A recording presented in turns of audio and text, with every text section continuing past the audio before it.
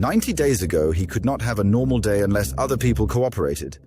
If a message was left unread, his chest tightened.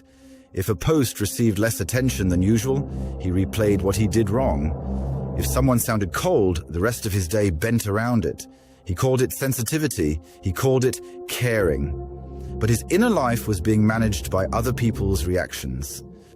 This is the approval loop. You send a message and wait, not only for a reply, but for permission to relax.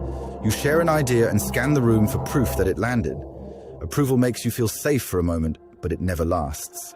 Soon you need another sign, another compliment, another response, another piece of evidence that you are still acceptable. The cost is not only anxiety, the deeper cost is self-abandonment. When your worth depends on reactions, you stop asking what is right and start asking what will keep you liked. You become careful in the wrong way, not wise, not thoughtful, just afraid. But because this pattern was learned, it can also be unlearned, one small moment at a time. Then he found one idea from Epictetus, a man who had almost nothing in the world's eyes, yet understood a freedom most modern people never taste. Some things are up to you, and some things are not. Peace begins when you stop handing your soul to what is not. For 90 days, he practiced this idea until it became a new way to live. Epictetus taught that your judgments, choices, intentions, and actions belong to you. Other people's opinions, moods, timing, praise, rejection, and approval do not. This sounds simple until your nervous system is waiting for someone to text back. The modern lesson is direct. Focus on the quality of your part, then let the rest return to where it belongs.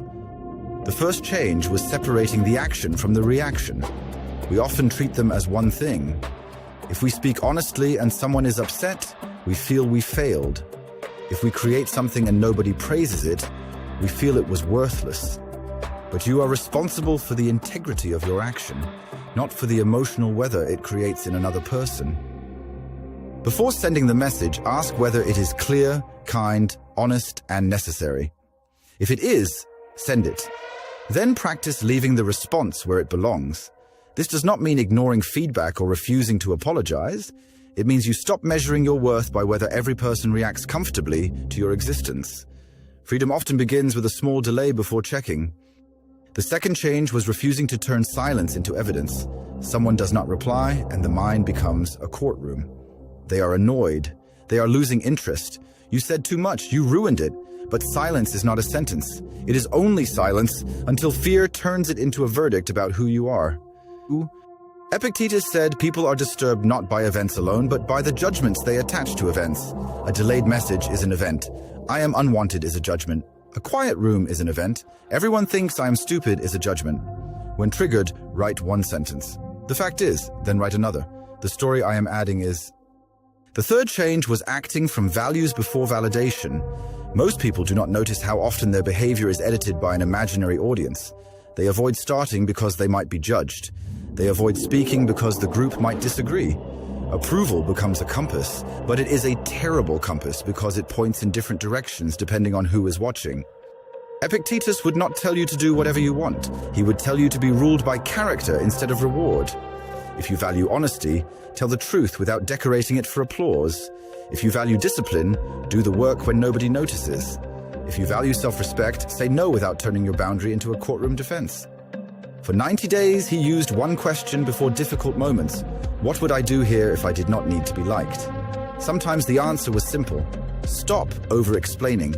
Leave the message as it is. Admit you do not know. Post the work. Take the walk. Let someone be mildly disappointed without treating it like an emergency. The fourth change was practicing small doses of disapproval. If your nervous system believes disapproval is danger, every frown becomes a threat, and every cold tone becomes something to fix immediately. Stoicism is training. You do not become calm by waiting for life to stop testing you. You become calm by meeting discomfort without surrendering your principles. This does not mean becoming rude or difficult. It means allowing ordinary moments where you do not abandon yourself to repair someone else's discomfort. Say, I cannot do that this week, without adding 5 paragraphs of defense. Share your opinion gently. Let a text sit until you are available. Do one honest thing a day that may not earn approval. The fifth change was building an inner court. When you need approval, you live as if the final judgment on your life happens outside you. Epictetus would bring the judgment back inside, not as arrogance, but as responsibility. Each night, ask where you gave power away, what was within your control, where fear led you, and what self-respect would do next time. After 90 days, his life was not magically free of anxiety. He still cared what people thought.